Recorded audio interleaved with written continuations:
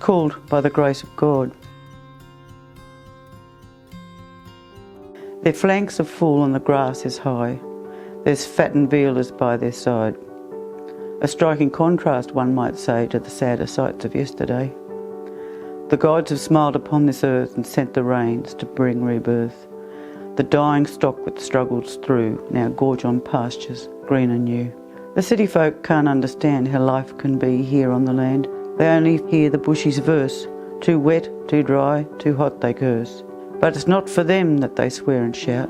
It's for the stock they care about. It breaks their hearts when droughts descend. They spell and cruel and tortured end. Year after year they struggle through. Their spirits break and their hearts do too. Excuse us if we think you're vain when you jog off to your gym to train. You think your weekly workout's hard, and then you pay some struggler to mow your yard.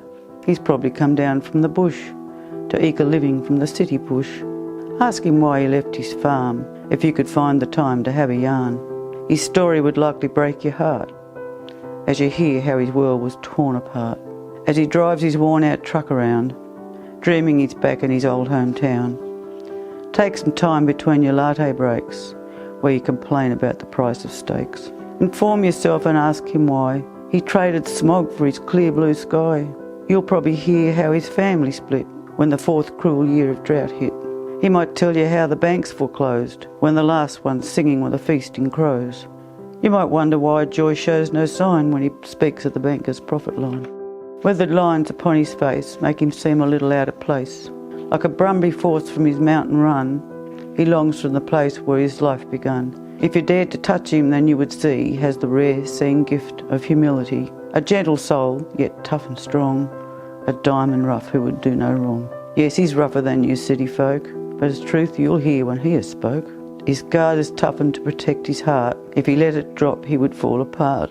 So don't think that farming is a game he plays. You only glimpse a hint on your holidays. The bushies seldom show their fears. Though their hearts may break, you'll never see their tears.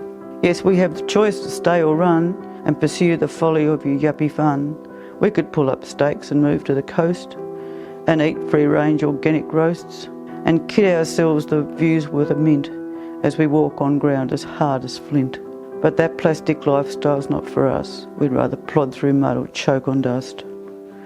There's a truth and honesty in soiling your hands, a quiet humility living from your lands. You clock on when the daylight breaks, and you work till dark if that's what it takes. No personal trainers are required around here, no Pilates or yoga or brand name gear. It's a simple, tough but honest life, with a future chancy as a rolling dice.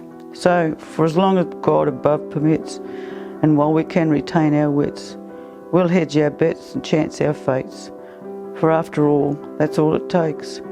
When your heart is rooted in this country's earth, you can feel its value and taste its worth. We are luckier than that bloke you met, as our losing hand is not dealt yet. I hope.